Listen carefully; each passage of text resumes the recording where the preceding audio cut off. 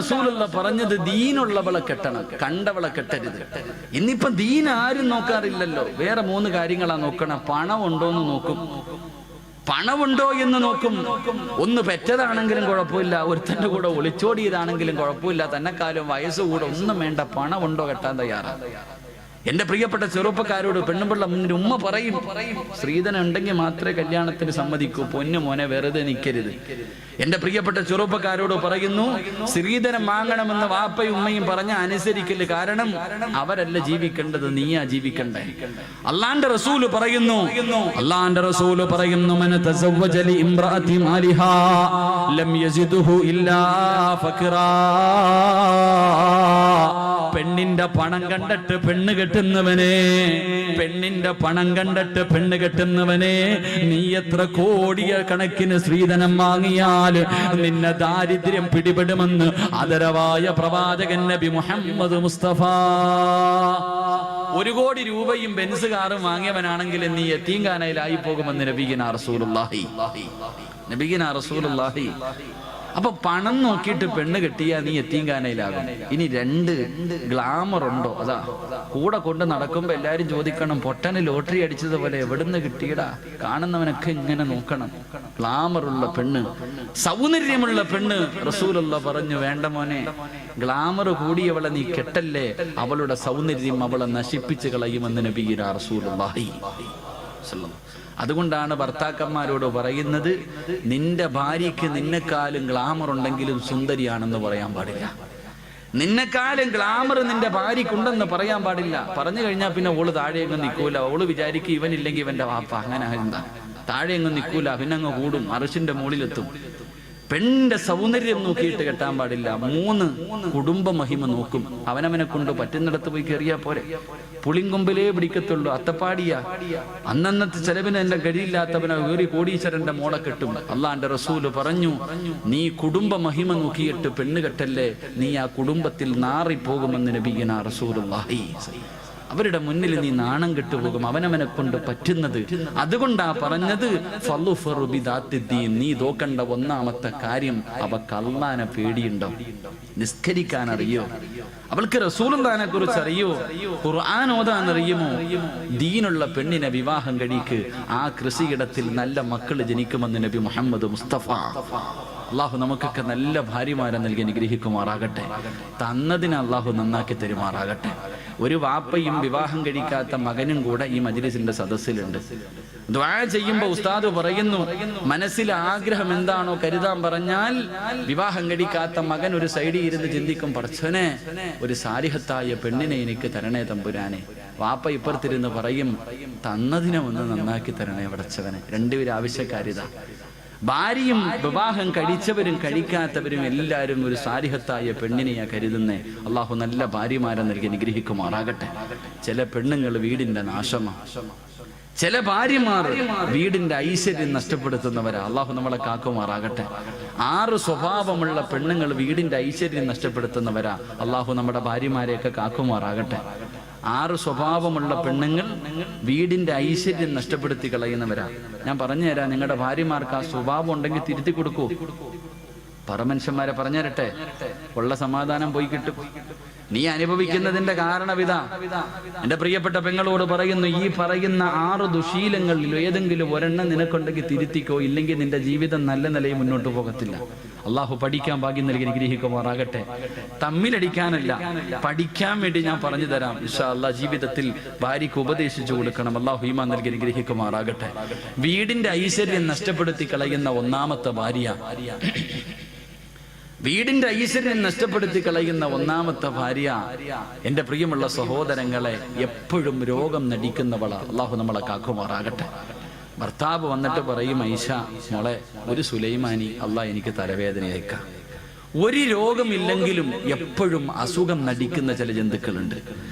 ഒരസുഖമില്ലെങ്കിലും അസുഖം നടിക്കുന്ന പെണ്ണ്, വയ്യ വയ്യ വയ്യ. അവൾ എപ്പോഴെങ്കിലും ആരോഗ്യമുണ്ടോ എന്ന് പറയുന്ന ഇന്നുവരെ കേട്ടിട്ടില്ല. എന്ത് ചെയ്യാൻ പറഞ്ഞാലും രോഗം നടിക്കുന്നവൾ, അവൾ വീടിന്റെ ഐശ്വര്യം നഷ്ടപ്പെടുത്തി കളയുന്നവരാ. അള്ളാഹു നമ്മുടെ ഭാര്യമാരെ കാക്കുമാറാകട്ടെ. അള്ളാഹു നമ്മുടെ ഭാര്യമാരെ കാക്കുമാറാകട്ടെ. ഭർത്താവ് ചെന്നിട്ട് ചോദിക്കും, കേട്ടോടി മൂദേവി ഇന്നങ്ങാര് പറഞ്ഞത്? ഈ പറഞ്ഞ എല്ലാ ഗുണവും നിനക്കൊണ്ട് മര്യാദയ്ക്ക് തിരുത്തിക്കോ എന്ന് പറഞ്ഞിട്ട് ഇന്ന് തന്നെ തുടങ്ങിയേക്കരുത്. ഞാൻ പഠിക്കാൻ വേണ്ടിയാ പറയണത്, കലഹം ഉണ്ടാക്കാനല്ല. 2 ഞാൻ മൊത്തം പറയണോ? കേൾക്കാൻ ആഗ്രഹമുള്ള ആണുങ്ങളൊന്ന് കൈവക്കിക്കേ. ഇന്ന് തീരുമാനമായി. ഇന്ന് ബെഡ്റൂമിൽ കയറുമ്പോ പറയും, കേട്ടോ, ഉണ്ടെങ്കിൽ തിരുത്തിക്കോ, നിന്നെ ഉപദേശിക്കല്ല, നന്നാകാൻ വേണ്ടിയാ. 2 എന്റെ പ്രിയമുള്ള സഹോദരങ്ങളെ, രണ്ടാമത്തെ ഭാര്യ ചെയ്ത നന്മകൾ എടുത്തു പറയുന്നവളാ. അള്ളാഹു നമുക്ക് ഈമാൻ നൽകി അനുഗ്രഹിക്കുമാറാകട്ടെ. വിവാഹം കഴിഞ്ഞ് 20 കൊല്ലമായി.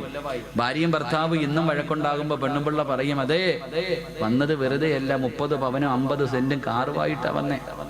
നിങ്ങളുടെ പെങ്ങളെ കെട്ടിക്കാൻ നേരത്ത് എന്റെ കയ്യിൽ കിടന്നതാ ഞാൻ ഊരിത്തന്നത്. എന്റെ വാപ്പ മരിക്കുന്ന കാലം വരെ നോക്കിയത് ഞാനാ. ചെയ്ത നന്മകൾ എടുത്തെടുത്ത് പറയുന്നവൾ, അവൾ നല്ലവളല്ല, വീടിന്റെ നന്മ നഷ്ടപ്പെടുത്തുന്നവളാ. അള്ളാഹു നമ്മുടെ ഭാര്യമാരെ കാക്കുമാറാകട്ടെ. അത് ഭർത്താക്കന്മാരും അങ്ങനെ തന്നെ ആയിരിക്കും കേട്ടാ. ഭർത്താക്കന്മാർ എങ്ങനെ ഉണ്ടായി എങ്ങനെ ആയിരിക്കും. 3 എന്റെ പ്രിയമുള്ള സഹോദരങ്ങളെ, മൂന്നാമത്തെ പെണ്ണ് ഭാര്യയും ഭർത്താവും കൂടെ വീടിന്റെ വെളിയിലിരിക്കുക. 2 പേരും ഇങ്ങനെ തമാശകളൊക്കെ പറഞ്ഞുകൊണ്ടിരിക്കുമ്പോ അയൽവാസിയായ ആമിനായും ഭർത്താവും കൂടെ വെളിയിലിട്ട് ഇറങ്ങാ. ആ സമയത്ത് ഈ ജന്തു ഭർത്താവിനോട് പറയാ, ആണെന്ന് പറഞ്ഞ അങ്ങനെ ഇരിക്കണം, അങ്ങാരുടെ ബോഡി കണ്ടോ, ഇത് നിങ്ങളിങ്ങനെ നടക്കുക. ഭാര്യയും ഭർത്താവും വീടിന്റെ മുന്നിലിരിക്കുമ്പോ തന്റെ ഭർത്താവിനെ മുന്നിലിരുത്തിയിട്ട് മറ്റൊരുത്തനെ കുറിച്ച് അവൻ വലിയവനാ, അവൻ മറ്റവനാ, മറിച്ചവനാ, അങ്ങനെ ആകണം എന്ന് മറ്റൊരു ആണിനെ ആഗ്രഹിക്കുന്നവൾ നല്ലവളല്ല. അള്ളാഹു നമ്മളെ കാക്കുമാറാകട്ടെ. അങ്ങനെ ചില പെണ്ണുങ്ങളുണ്ട്, അടുത്തുണ്ടാവും സ്നേഹം എന്ന് പറഞ്ഞാൽ അങ്ങനെ ആയിരിക്കണം. ഇപ്പോഴും അവര് ചക്കയും മാങ്ങയും പോലെ എവിടെ പോയാലും കൊണ്ടു നടക്കും. ഇങ്ങനെ ഇരുത്തിയിട്ട് പറയും. ചില നട്ടലില്ലാത്ത ജന്തുക്കൾ ഇരുന്ന് കേട്ട് ചിരിച്ചുകൊണ്ടിരിക്കും. ചില കൊന്തന്മാരങ്ങനെ ഭാര്യ എന്ത് പറഞ്ഞാലും കേട്ടോണ്ടിരിക്കും. ഒരെണ്ണം തലനിരവ് ഇട്ട് കൊടുക്കേണ്ട സമയം അപ്പോഴാ. മറ്റൊരുത്തനെ കുറിച്ച് മറ്റൊരു ആണിനെ പുകഴ്ത്തി പറയുന്നത് കേട്ടിട്ട് ഇങ്ങനെ ഇരിക്കുക. അടിക്കാൻ പാടില്ല, പക്ഷെ അടിക്കേണ്ട സമയമുണ്ട് മനുഷ്യന്മാരെ. ചില സമയങ്ങളിൽ കൊടുക്കണം. താതാന്ന് പറയുമ്പോ പിന്നെ എങ്ങനെ കൊടുക്കാതിരിക്കുക? ചില പെണ്ണുങ്ങൾ ചോദിച്ചുകൊണ്ട് നടക്കുക, ഒരെണ്ണം തായിക്കാന്ന് പറഞ്ഞു. എന്റെ പ്രിയമുള്ള സഹോദരങ്ങൾ, അതുകൊണ്ട് മൂന്നാമത്തെ പെണ്ണ് തന്റെ ഭർത്താവിനെ മുന്നിലിരിക്കുമ്പോ മറ്റൊരു ആണിനെ ആഗ്രഹിക്കുന്നവൾ. അള്ളാഹു നമ്മളെ കാക്കുമാറാകട്ടെ. നാലാമത്തത് അവക്ക് മക്കളെ നോക്കാൻ സമയമില്ല, ഭർത്താവിനെ നോക്കാൻ സമയമില്ല, വീട് നോക്കാൻ സമയമില്ല.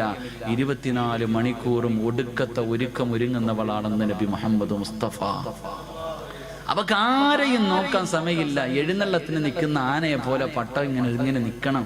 എല്ലാം കെട്ടിയിട്ട് എപ്പോഴും ഒരുങ്ങി സുന്ദരിയായിട്ട് നിൽക്കണം. അവക്ക് അവളെ കുറിച്ച് മാത്രമേ ചിന്തയുള്ളൂ. ഒരുങ്ങണ്ട എന്ന് ഞാൻ പറയുന്നില്ല. പെണ്ണൊരുങ്ങേണ്ടത് നാട്ടുകാരുടെ മുന്നിലല്ല, ഭർത്താവിന്റെ മുന്നില. വേണം, പക്ഷെ ആവശ്യത്തിന് വേണം. ഒരുപാടായി പോയാ അത് പിന്നെ ദുരന്തങ്ങളിലേക്ക് എത്തിക്കും.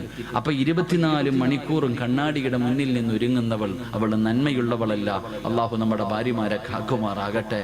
5ാമത്തെ പെണ്ണ് ഭർത്താവിന്റെ കയ്യിൽ പൈസയുണ്ടോ ഇല്ലേ അവൾക്കറിയണ്ട. ഭർത്താവിന്റെ കയ്യിൽ പണമുണ്ടോ ഇല്ല അതൊന്നും അറിയണ്ട. കാണുന്നത് മുഴുവനും വേണമെന്ന് പറഞ്ഞ് വാശി പിടിക്കുന്നവളാ. അള്ളാഹു കാക്കുമാറാകട്ടെ. അങ്ങനെ ചിലരുണ്ട്, ലുലു സെന്ററിൽ കൊണ്ടുപോയി ലോൺ എടുത്തിട്ടാ പോയെ. അവള് ചോദിച്ചത് മുഴുവനും വാങ്ങിക്കൊടുത്തു. ഇനി വണ്ടിക്കൂലിക്ക് മാത്രമേ കാശുള്ളൂ. വെളിയിലിറങ്ങുമ്പോൾ അപ്പുറത്ത് കടയിൽ കിടക്കണ ചുരിദാർ വേണമെന്ന് പറഞ്ഞ് വാശി പിടിക്കും. വാങ്ങിക്കൊടുത്തില്ലെങ്കിൽ പിന്നെ കൊച്ചി മുതൽ വീട് വരെ തല്ലായിരിക്കും. അങ്ങനെ ചില പെണ്ണുങ്ങൾ, അവള് നന്മ നഷ്ടപ്പെടുത്തുന്നവളാ. 6ാമത്തെ പെണ്ണ് എന്റെ പ്രിയമുള്ള സഹോദരങ്ങളെ, ഭർത്താവ് ശാരീരികമായി ബന്ധപ്പെടുന്നതിന് വിളിച്ചാൽ പറയും, ഞാൻ കുളിച്ചിട്ടില്ല, അവൻ അങ്ങനാണ്, രോഗമാണ്, അതാണ് ഇതാണെന്ന് പറഞ്ഞിട്ട് ഒഴിയുന്നവളാ. അള്ളാഹു നമ്മുടെ ഭാര്യമാർക്ക് ഈമാൻ നൽകി അനുഗ്രഹിക്കുമാറാകട്ടെ.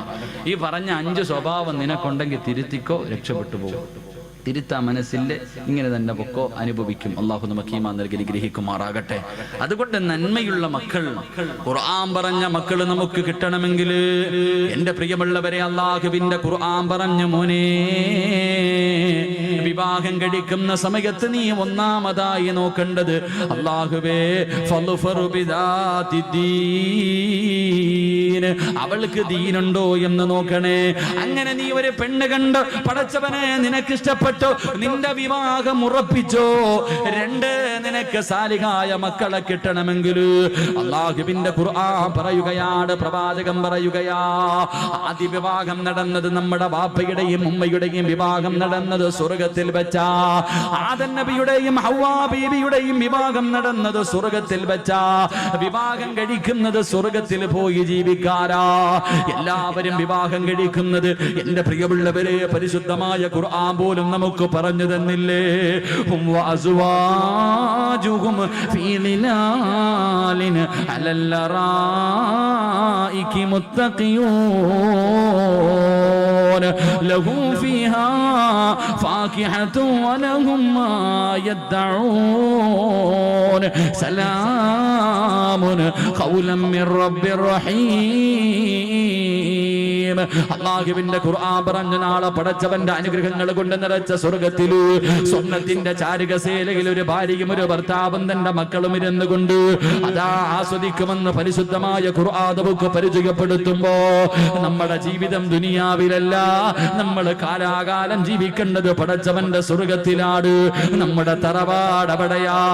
അതുകൊണ്ട് റസൂലുള്ള പറയുന്നു ആദ്യ വിവാഹം നടന്നത് പടച്ചവന്റെ സ്വർഗ്ഗത്തിൽ വെച്ചാ. അതുകൊണ്ട് എന്റെ പ്രിയമുള്ളവര്, ദുനിയാവിലെ ഏറ്റവും വലിയ സ്ഥലമേതെന്നറിയുമോ? ദുനിയാവിൽ അല്ലാഹുവിന് ഏറ്റവും ഇഷ്ടപ്പെട്ട സ്ഥലമേതെന്നറിയുമോ? അത് അല്ലാഹുവിന്റെ പള്ളികളാ, അത് അല്ലാഹുവിന്റെ പള്ളികളാ. അതുകൊണ്ട് മോനെ, നിന്റെ രക്തത്തിൽ നല്ല മക്കൾ പിറക്കണമെങ്കിൽ നിന്റെ വിവാഹം പള്ളിയിൽ വെച്ച് നടത്തണേ എന്ന് ആദരവായ പ്രവാചകൻ നബി മുഹമ്മദ് മുസ്തഫ സല്ലല്ലാഹു അലൈഹി വസല്ലം രണ്ടാമത്തെ കാര്യം പള്ളി വെച്ച് നിക്കാഹ് നടത്തണം. ഈ നാട്ടിൽ എത്രയോ ഹിന്ദുക്കളുണ്ട്, ഇന്ന് വരെ ആരുടെയെങ്കിലും കല്യാണം വീട്ടിൽ വെച്ച് നടത്തിയിട്ടുണ്ട്. അവരുടെ നിക്കാഹ് അവർ അമ്പലത്തിൽ വെച്ച് നടത്തത്തുള്ളൂ. ഇനി ക്രിസ്തുമത വിശ്വാസികളാകട്ടെ, ഏത് കോടീശ്വരനാണെങ്കിലും അവരുടെ പള്ളി വെച്ചിട്ട് നിക്കാഹ് നടത്താറുള്ളൂ. നമ്മൾ അങ്ങനല്ല, നമ്മൾ ഓഡിറ്റോറിയത്തിൽ വെച്ച് നടത്തൂ. അവർക്ക് നല്ലതറിയാം, നമുക്ക് നല്ലതറിയത്തില്ല. അല്ലാഹു ഈമാൻ നൽകി അനുഗ്രഹിക്കുമാറാകട്ടെ. അല്ലാഹു ഈമാൻ നൽകി അനുഗ്രഹിക്കുമാറാകട്ടെ. ആ മനുഷ്യന്മാർക്കറിയാം നല്ലതെന്താണെന്ന്, നമുക്ക് തിരിയൂല. നമുക്ക് പള്ളി വെച്ച് നടത്താന്ന് വെച്ചാൽ അതൊക്കെ ഈ പ്രായമുള്ളവർക്കൊക്കെ പറഞ്ഞിട്ടുള്ള ഹാജി, നമ്മളിപ്പോ വലിയ ആളായില്ലേ. അത് തന്നെ നിക്കാഹ് എന്ന് പറഞ്ഞാൽ ഒരു കോമഡിയാ. പള്ളിയിലെ നിക്കാഹ് എന്ന് പറഞ്ഞാൽ കാണേണ്ട കാഴ്ചയാ. പടച്ചവനെ, അല്ലാഹു ഏറ്റവും കൂടുതൽ ഉസ്താദന്മാര് ചിരിച്ചൂപ്പാട് വരുന്നത് നിക്കാഹ് നടക്കുമ്പോഴാണ്. ഓരോ ജന്തുക്കനെ ഞാൻ ചോദിക്കട്ടെ, ജനിച്ച കാലം മുതൽ നമുക്കൊക്കെ ഒരുങ്ങാൻ അറിയാം. നമുക്കൊരു പക്വത എത്തിയത് മുതൽ ഞാനും നിങ്ങളും സ്വന്തമായിട്ട് ഒരുങ്ങാം. ഇന്ന് കല്യാണ ചെറുക്കനെ ഒരുക്കാൻ വേണ്ടി ഒരു ടീമുണ്ട്. ഓനൊന്നും അറിയില്ല, ഓനെ ഒരുക്കുക കഫൻ തുണി പൊതിയുന്നത് പോലെ. അവനെ എല്ലാ രീതിയിലും ഒരുക്കിയിട്ട് എന്തെങ്കിലുമൊക്കെ വലിച്ചു കയറ്റിയിട്ടിട്ട് ഇങ്ങനെ കൊണ്ടുവന്ന് പള്ളിയിലിരുത്തും. അപ്പൊ ഹത്തീബ് വന്നു, എല്ലാരും വന്നു, സാക്ഷികളൊക്കെ വന്നു. ഉസ്താദ് ചോദിക്കും, മോനെ മഹർ എത്ര ആടാന്ന്? ഓനിങ്ങനെ പൊട്ടനെ പോലെ ഇരിക്കാം. ഉസ്താദ് ചോദിക്കും, മഹർ എത്ര ആടാ? അപ്പൊ ഇങ്ങനെ വായും തുറന്നിരുന്നിട്ട്, വാപ്പ മഹർ എത്ര? ചിലപ്പോ വാപ്പ പറയും ഇത്രയെന്നില്ലെങ്കിൽ അടുത്ത ആളോട് ചോദിക്കും. ഇതാ അവസ്ഥ.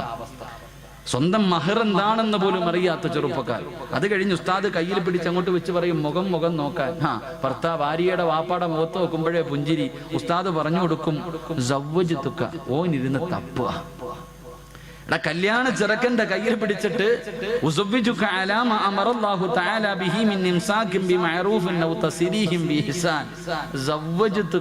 ഓൻ തപ്പുക, ചപ്പപ്പന്ന് പറഞ്ഞിട്ട് പറയാൻ അറിയത്തില്ല, പൊട്ടൻ അതുപോലും അറിയത്തില്ല. ഇനി എന്തെങ്കിലുമൊക്കെ പറഞ്ഞിട്ട് ഉസ്താദ് എങ്ങനെങ്കിലും ഒന്ന് പറഞ്ഞു ഒപ്പിച്ചു കഴിഞ്ഞിട്ട് ഉസ്താദ് അങ്ങോട്ട് പടച്ചോനെ, അല്ലാഹുമ്മ അയ്യുഹൽ അറൂസാൻ ബറകല്ലാഹു ലകുമാ വബാറക അലൈകുമാ വജമഅല്ലാഹു ബൈനകുമാ ഫീ ഖൈർ ഇവന് വേണ്ടി ദുആ ചെയ്യാ. പടച്ചവനെ, ഈ നവദമ്പതികൾക്ക് നീ ബർക്കത്തും ഐശ്വര്യവും സന്തോഷം. ഈ പൊട്ടനൊന്ന് ആമീൻ പിടിക്കാൻ പോലും സമയമില്ല, മടിയിലെടുത്ത് കടത്തിയിട്ട് വായി നോക്കിയിരിക്കുക. എന്ന് ചിന്തിച്ച് നോക്കിക്കേ, അവന്റെ വാപ്പ പോലും അവന് ദുആ ചെയ്യാറില്ല. കല്യാണത്തിന് വിളിച്ചവർ മുഴുവനും ഗാന അടിച്ചിട്ട് പോയി ചിരിക്കും. ഓൾ ദ ബെസ്റ്റ് കഴിഞ്ഞു. ആരാ ദുആ ചെയ്യുന്നത്? ആത്മാർത്ഥമായിട്ട് ദുആ ചെയ്യുന്നത് പള്ളിയിലെ ഖത്തീബ. ആ സമയത്ത് പോലും ആമീൻ പറയാൻ വയ്യ. പിന്നെ എങ്ങനെയെങ്കിലും ഒന്ന് തീർന്നിട്ട് ഓടുക ഓഡിറ്റോറിയത്തിൽ. എന്തെല്ലാം പേക്കൂത്തുകൾ, എന്തെല്ലാം പേക്കൂത്തുകൾ. ചില ഹാജിയാക്കന്മാരുടെ മോളുടെയൊക്കെ വിവാഹം കണ്ട ചോദിക്കും, മോന്റെ വിവാഹം പള്ളിയിലെ വലിയ കൊണാണ്ട്ര. ചോദിക്കും, മോന്റെ നിക്ക. അയ്യോ ഉസ്താദെ, ഞാൻ പറഞ്ഞ അവൻ കേൾക്കൂല ഉസ്താദെ. കാണവില്ലേ വാപ്പ നിനക്ക് പറയാം? ഞാൻ പറഞ്ഞാ കേൾക്കൂല. സ്വന്തം മോനെ കുറിച്ച് പറയാ. ചിലര് പറയുന്നത് ഒന്നല്ലേ ഉള്ളൂ, അപ്പൊ എന്നവന് ഇത്തിരി നല്ലപോലെ ആയിക്കോട്ടെ. എന്റെ പ്രിയമുള്ള സഹോദരങ്ങളെ, എന്തെല്ലാം പേക്കൂത്തുകൾ വിവാഹത്തിന്റെ തലേ ദിവസം മുതൽ തുടങ്ങുകയാ. മൈലാഞ്ചി മുതൽ തുടങ്ങും, പാതിരാത്രി 12 മണി വരെ കല്യാണ വീട്ടിൽ കിടന്ന് എന്തെല്ലാം പേക്കൂത്തുകൾ. സുബഹി നിസ്കരിക്കാതെ കിടന്നുറങ്ങും. വിവാഹം ജീവിതത്തിലെ ഏറ്റവും നല്ല കാര്യം, ഒരാണിന്റെ ജീവിതത്തിലെ ഏറ്റവും നല്ല കാര്യം വിവാഹം.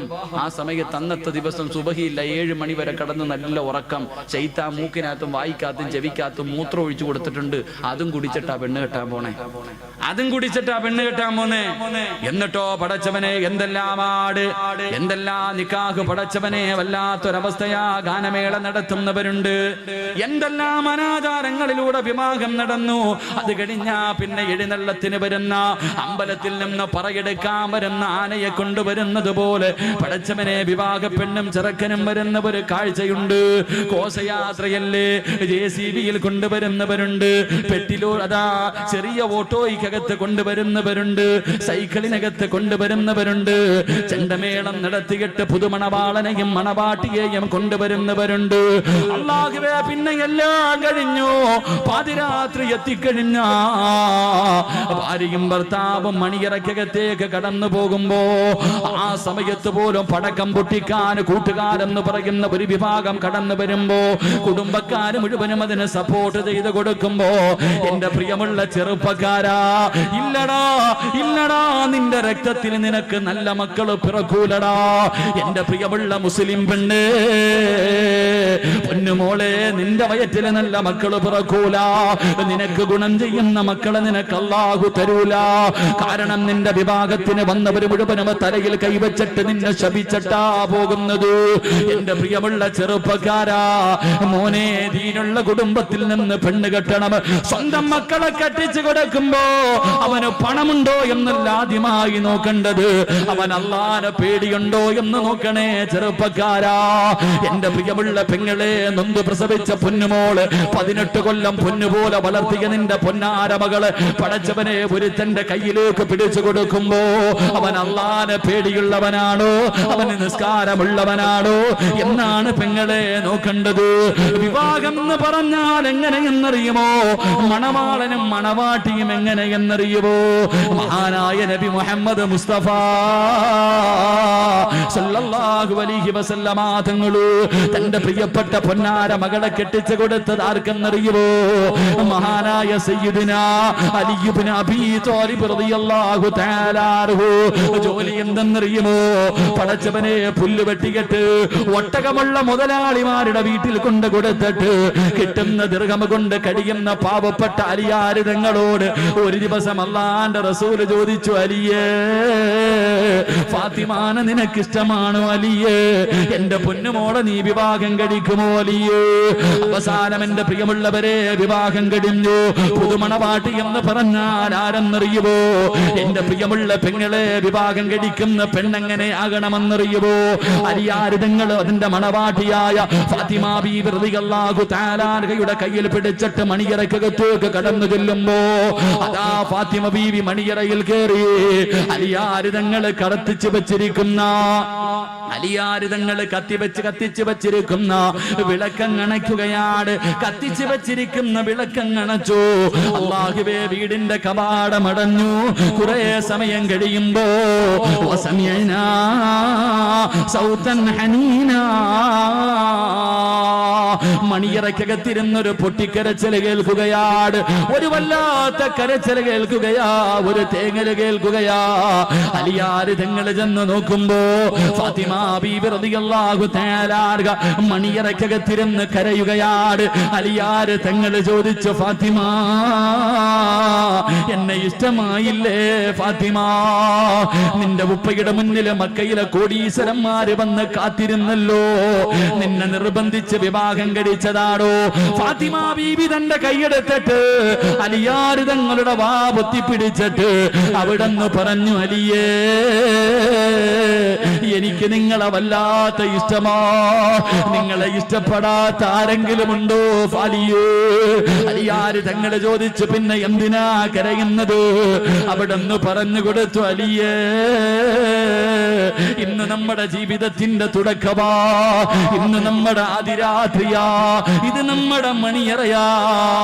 ഈ വീടിനകത്തേക്ക് കയറി വന്നപ്പോ കത്തിച്ചു വെച്ചിരിക്കുന്ന വിളക്കം കണച്ചപ്പോ ഈ മണിയറക്കകത്ത് വല്ലാത്ത ഇരുള് വന്നലിയേ.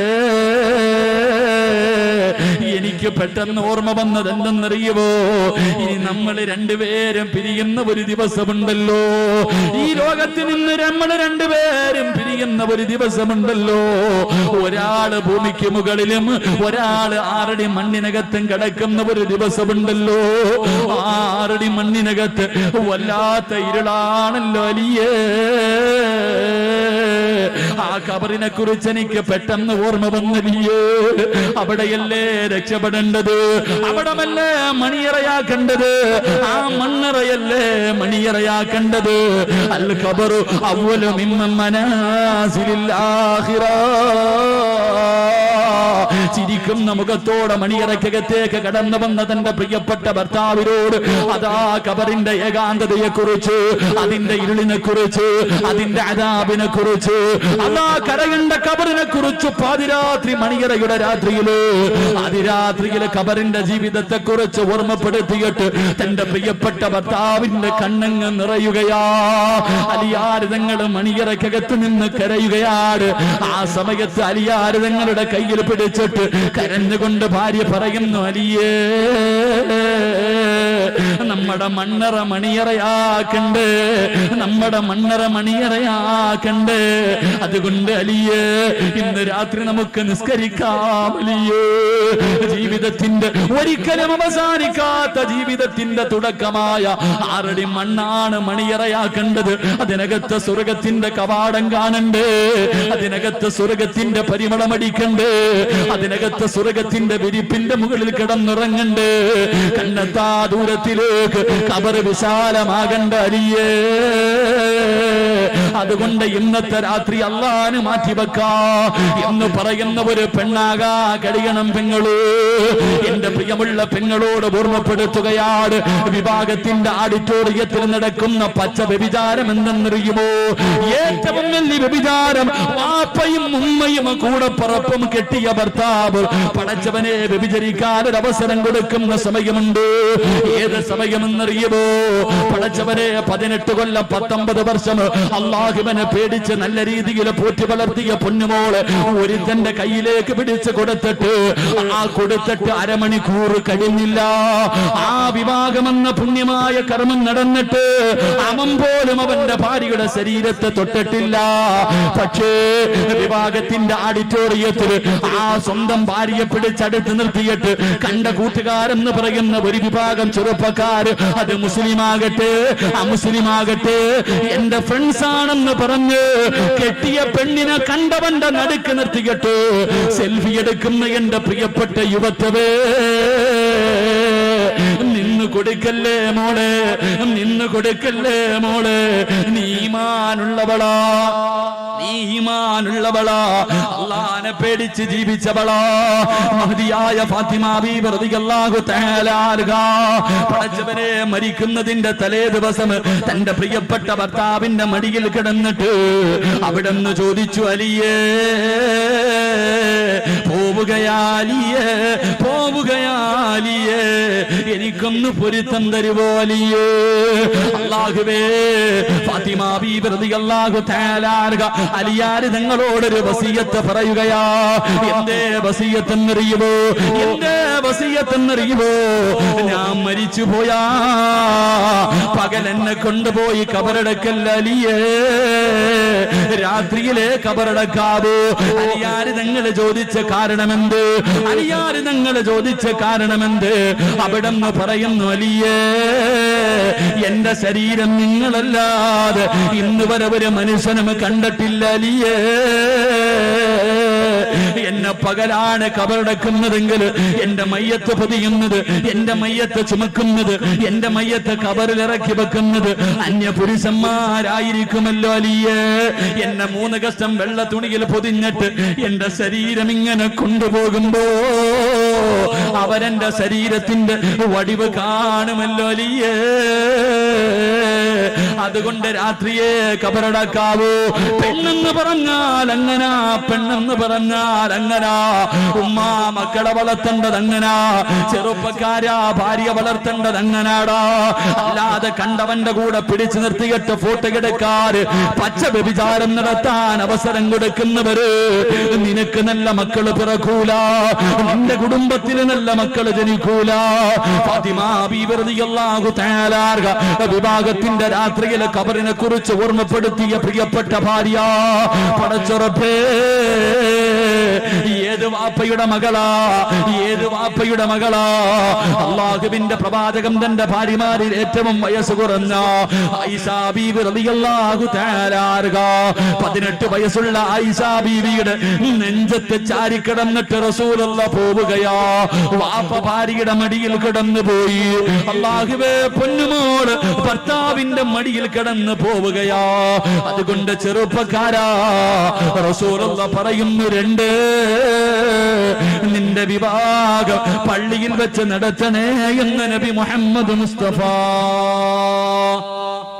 സല്ലല്ലാഹു അലൈഹി വസല്ലം. അല്ലാഹു ഭാഗ്യം നൽകി അനുഗ്രഹിക്കുമാറാകട്ടെ. അല്ലാഹു ഭാഗ്യം നൽകി അനുഗ്രഹിക്കുമാറാകട്ടെ. ഇതിപ്പോ ബോറടിച്ചു തുടങ്ങിയ നിർത്താറായോ? ഇരിപ്പ് കണ്ടിട്ട് അങ്ങനെ തോന്നുന്നു. ഇൻഷാ അല്ലാഹ് ഒരു കുറച്ചു നേരം കൂടെ, ഒരു അരമണിക്കൂറോടെ ഞാൻ നിർത്തിയേക്കാം. ഒത്തിരി വെള്ളമെങ്കിലും താപ്പ പോകുന്നിടം വരെ പോകട്ടെ ഇൻഷാ അല്ലാഹ്. ഇനിയിപ്പോ തണുക്കാൻ ഇത്തിരി നേരം വേണം ഇൻഷാ അല്ലാഹ്. അല്ലാഹു ഈമാൻ നൽകി അനുഗ്രഹിക്കുമാറാകട്ടെ. അപ്പൊ 3 എന്തായാലും മണിയറയിൽ ഇരുത്തിയിട്ട് പോണത് ശരിയല്ലല്ലോ. കുറച്ചുകൂടെ അങ്ങോട്ട് കടത്തി വിട്ടിട്ട് പോകാം. കല്യാണം കഴിഞ്ഞു, പെണ്ണുമാണ് മണിയറയിൽ കയറി. ഭാര്യയും ഭർത്താവും മണിയറയിൽ കയറി. മണിയറയിൽ കയറി കഴിയുമ്പോ പിന്നെ ഫസ്റ്റ് ചർച്ചകൾ തുടങ്ങി. പഴയ ചരിത്രങ്ങളൊക്കെ അങ്ങോട്ട് പറയും. അത് കഴിയുമ്പോ ഭർത്താവ് ഭാര്യയോട് ചോദിക്കും, എത്ര മക്കൾ വേണം? 3 എണ്ണം. 1 എഞ്ചിനീയർ, 1 കളക്ടർ, 1 MLA. ഇവിടെ ഒന്നും തുടങ്ങിയില്ല, അതിനു മുമ്പേ മക്കളെ തുടങ്ങി. പിന്നെ അവിടെ ചർച്ചകൾ തുടങ്ങി. എന്റെ പ്രിയമുള്ള സഹോദരങ്ങളെ, 3 നല്ല മക്കളെ കിട്ടണമെങ്കിൽ 3 അള്ളാന്റെ ഖുർആൻ പറയാ. അള്ളാഹുവിന്റെ പരിശുദ്ധമായ ഖുർആൻ പറയുന്നു. ഇപ്പൊ കല്യാണം കഴിഞ്ഞവരൊക്കെ ചിന്തിക്കുക, വടച്ചവനെ ഇത് വല്ലോ, എന്താ ഇത് വല്ല നടന്നിട്ടുണ്ടോ? ഞാൻ ഇതൊന്നും നോക്കിയിട്ടില്ലല്ലോ, ഇനിയിപ്പൊ എന്നോട് പറഞ്ഞിട്ട് എന്ത് കാര്യമാണ്? അപ്പൊ നിനക്കും രക്ഷപ്പെടാനുള്ള വഴി അവസാനം പറയാം. ഇത് നിന്റെ മക്കളുടെ കാര്യത്തിലെങ്കിലും സൂക്ഷിക്കും. നിനക്കേ പറ്റിയില്ല, നിന്റെ മക്കളുടെ കാര്യത്തിലെങ്കിലും സൂക്ഷിക്കുക. 3 എന്റെ പ്രിയമുള്ള സഹോദരങ്ങളെ ഖുർആൻ പറയാ. അള്ളാന്റെ ഖുർആൻ പറയാ. എന്റെ പ്രിയമുള്ള സഹോദരങ്ങളെ, 3ാമതായിട്ട് അള്ളാഹുവിന്റെ ഖുർആൻ പറയുകയാണ്. എന്റെ പ്രിയമുള്ള ചെറുപ്പക്കാരാ, എപ്പോഴും അള്ളാഹുവിനോട് ദുആ ചെയ്യണേ, റബ്ബനാ ഹബ് ലനാ മിൻ അസ്വാജിനാ വദുർരിയതിനാ ഖുർറത അയ്യുനിനെ പടച്ചവരെ, എന്റെ കണ്ണിന് കുളിർമയാകുന്ന മക്കളെ എനിക്ക് തരണേ അല്ലാ. മക്കളെ കിട്ടാ ദുആ ചെയ്യണേ. സാലിഹായ മക്കളെ കിട്ടാ ദുആ ചെയ്തിട്ട് മക്കളെ നേടണം. ചെറുപ്പക്കാരാ, ദുആ ചെയ്തിട്ട് വാങ്ങണം മക്കള്. റബ്ബിനോട് ദുആ ചെയ്തിട്ട് വാങ്ങണം മക്കള്. ഒരു വാപ്പ ദുആ ചെയ്തിട്ട് ഒരു മകനെ ചോദിച്ചു വാങ്ങി. ഒരു വാപ്പ ഒരു മോനെ കിട്ടാൻ അല്ലാഹുവിനോട് ദുആ ചെയ്യുകയാ. ഏത് വാപ്പയെന്നറിയുമോ? അല്ലാഹുവിന്റെ പരിശുദ്ധമായ ഖുർആൻ പറയുന്നുണ്ട്, യഹിയാ നബി അലൈഹിസ്സലാം. യഹിയാ എന്ന് പറയുന്ന ഒരു പൊന്നുമോന്റെ ചരിത്രം അല്ലാഹുവിന്റെ ഖുർആൻ പറയുകയാ. ഇതുപോലെ അല്ലാഹുവിനെ കുറിച്ച് ഓർത്ത് കരഞ്ഞ ഒരു മകനില്ല. എന്റെ പ്രിയമുള്ളവരെ, മഹാനായ സക്കരിയാ നബി അലൈഹിസ്സലാം പടച്ച റബ്ബേ, വിവാഹം കഴിഞ്ഞ് ഒരുപാട് കൊല്ലമായി പടച്ചവനെ മക്കളില്ല. അതാ ഒരുപാട് പ്രായമായി. ചരിത്രം പറയുന്നു 120 വയസ്സ്, ഭാര്യയ്ക്ക് 99 വയസ്സ്. സക്കരിയാ നബി അലൈഹിസ്സലാം അതാ നോക്കുമ്പോ മറിയമെന്ന് പറയുന്ന 9 വയസ്സുള്ള ഒരു പൊന്നുമോള് പടച്ചവന്റെ പള്ളിയുടെ മിഹ്റാബിനകത്തിരുന്ന് പഴങ്ങൾ കടിച്ചുകൊണ്ടിരിക്കുകയാ. ആ പഴങ്ങളൊന്നും ആ സമയത്ത് കിട്ടുന്നതല്ല, ആ സമയത്ത് കിട്ടുന്ന പഴങ്ങളല്ല. പക്ഷേ 9 വയസ്സുകാരിയുടെ മുന്നിൽ പഴങ്ങൾ ഇരിക്കുകയാണ്. സക്കരിയാ നബി ചോദിച്ചു, ഖാലയാ മറിയമു അന്നാ ലകി ഹാദാ? ഖാല ഹുവ മിൻ ഇൻദില്ലാഹ്. മോളെ മറിയമേ, എവിടെ നിന്നാണ് ഈ പഴങ്ങൾ? എവിടെ നിന്നാണ്? ഇതൊന്നും ഈ നാട്ടിൽ കിട്ടുന്നതല്ലല്ലോ, പിന്നെ എവിടെ നിന്ന് നിനക്ക് ഈ പഴങ്ങൾ കിട്ടി? മറിയം ബീവി പറഞ്ഞു, എനിക്കെന്റെ റബ്ബ് തന്നതാ, എന്നെ പടച്ച റബ്ബ് എനിക്ക് തന്നതാ. സക്കരിയാ നബി 2 കൈയും അല്ലാഹുവിന്റെ ദർബാറിലേക്ക് ഉയർത്തിയിട്ട് കരഞ്ഞുകൊണ്ട് പറയുന്നു, റബ്ബേ, സാലിഹായ ദുനിയാവിലും ആഖിറത്തിലും ഉപകരിക്കുന്ന, കണ്ണിന് കുളിർമയാകുന്ന, എന്നെ സ്വർഗത്തിൽ കൊണ്ടുപോകുന്ന, സ്വർഗത്തിന്റെ കവാടത്തിൽ കാത്തു നിൽക്കുന്ന സാലിഹായ മക്കളെ തരണേ അല്ലാ. 120 70-ാമത്തെ വയസ്സിൽ പടച്ച റബ്ബിനോട് ദുആ ചെയ്യുകയാ. എന്റെ പ്രിയമുള്ളവരെ, കൊടുത്തു പെങ്ങളെ, അള്ളാഹു ഒരു പൊന്നുമോനെ കൊടുത്തു. ആ മോന് പേരിട്ടത് അല്ല തന്നെയാ. അള്ളാഹുവാ പേരിട്ടത്. ലോകത്ത് മറ്റൊരാൾക്കും ആ പേരില്ലായിരുന്നു. അല്ല തന്നെ പേരിട്ട് യഹിയ. യഹിയ എന്ന് പേരിട്ടത് പടച്ചറപ്പാ. എന്റെ പ്രിയമുള്ളവരെ, യഹിയാ നബി അലൈഹിസ്സലാം 11 വയസ്സായി. വാപ്പ നോക്കുമ്പോ തന്റെ പൊന്നുമകനെ കാണുന്നില്ല, തന്റെ പൊന്നുമോനെ കാണുന്നില്ല.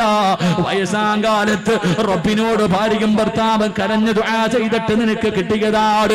തന്റെ പൊന്നുമോനെ കാണാതെ വന്നപ്പോ സക്കരിയ നബി ബൈത്തുൽ മുഖദ്ദസിന്റെ മുന്നിൽ ചെന്നിട്ട് പടച്ച റബ്ബിനോട് പൊട്ടിക്കരഞ്ഞുകൊണ്ട് അവിടുന്ന് പറഞ്ഞു, നാഥാ, കൈവിടല്ലേ പടച്ചവരെ, കൈവിടല്ലേ പടച്ചവരെ. വയസ്സാം കാലത്ത് നീ നൽകിയ സമ്മാനമാണ് റബ്ബേ. എന്റെ പൊന്നുമോനെ തിരിച്ചു തരണേ പടച്ചവര്. സക്കരിയ നബി ദുആ ചെയ്തിട്ട് തിരിച്ചു തന്റെ വീട്ടിലേക്ക് നടന്നു പോകുമ്പോ ശ്മശാനത്തിൽ നിന്നൊരു കുഞ്ഞിന്റെ കരച്ചില് കേൾക്കുകയോ. പാതിരാത്രി കബറിനകത്ത് നിന്നൊരു കരച്ചില് കേൾക്കുകയാണ്. സക്കരിയ നബി നടന്നു ചെല്ലുമ്പോ ഇടിഞ്ഞു കിടക്കുന്ന പഴക്കം ചെന്ന ഒരു കബറിനകത്തിരുന്ന് അല്ലാഹുവേ ഒരു പൊന്നുമോന് കരയുകയാണ്. സക്കരിയ നബി ചെന്ന് നോക്കുമ്പോ സുബ്ഹാനല്ലാഹ്, കരയുന്നത് ആരെന്നറിയോ? തന്റെ പ്രിയപ്പെട്ട പൊന്നുമോൻ യഹിയ. സക്കരിയ നബി അലൈഹിസ്സലാം അവനെന്ന് ചോദിച്ചു, മോനെ യഹിയ, എന്തിനാ മോനെ കരയുന്നത്? എന്തിനാ കബറിനകത്ത് വന്നിരുന്ന് കരയുന്നത്? അവിടെന്ന് പറഞ്ഞു കൊടുത്തു, വാപ്പാ, വന്ന് കിടക്കേണ്ടത് ഇതിനകത്തല്ലേ ഉപ്പാ. 11 വയസ്സുള്ള കുഞ്ഞ് അല്ലാഹുവേ പാതിരാത്രി വന്ന് കബറിനകത്തിറങ്ങിയിരുന്നിട്ട് അവസാനം വന്ന് കിടക്കേണ്ടത് 6 അടി മണ്ണിനകത്താണെന്നോർത്ത് കരഞ്ഞു കൊടുത്തു. കരഞ്ഞു എന്ന് ചരിത്രം പഠിപ്പിക്കുമ്പോ ദുആ ചെയ്തിട്ട് കിട്ടുന്ന മക്കളെങ്ങനാ. അതുകൊണ്ട് ദുആ ചെയ്യണേ.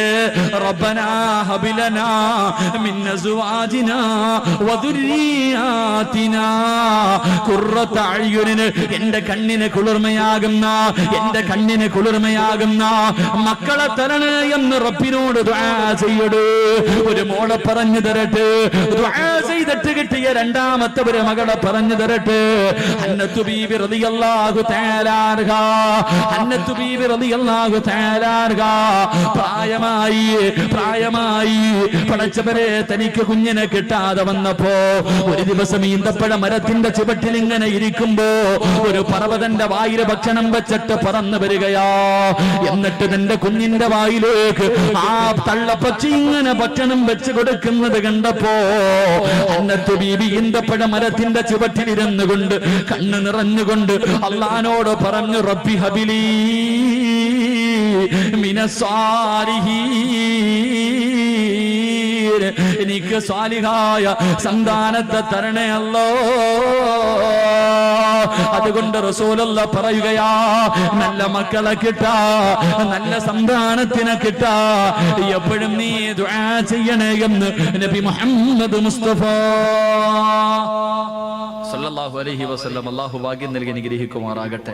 ഇനി വിശദീകരിക്കുന്നില്ല, പെട്ടെന്ന് അങ്ങോട്ട് പോട്ടെ.